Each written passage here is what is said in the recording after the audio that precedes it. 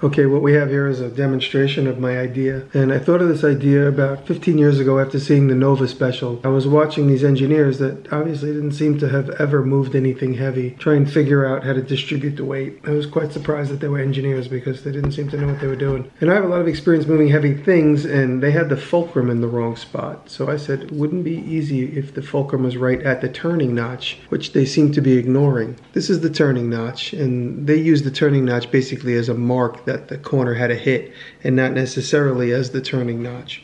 What I have here is a big giant lever. This is represents a 70-foot obelisk, or say for instance the Cleopatra's Needle. It's a little out of scale, it would be slimmer.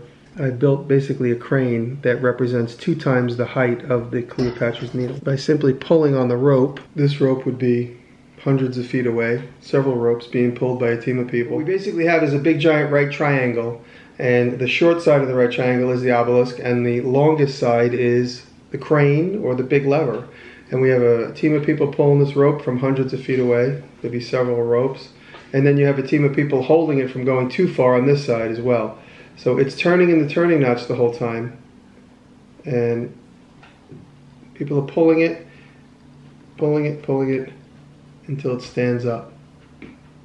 And now if this crane structure was rigid, it would certainly prevent it from going too far over.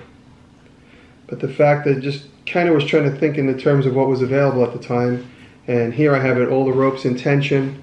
This represents 70 feet, and this structure represents 140 feet. My question to you is, I'm not sure if they had the capabilities of making this crane-like structure where it would be in tension. This is in tension, this is in tension, the ropes, everything's in tension.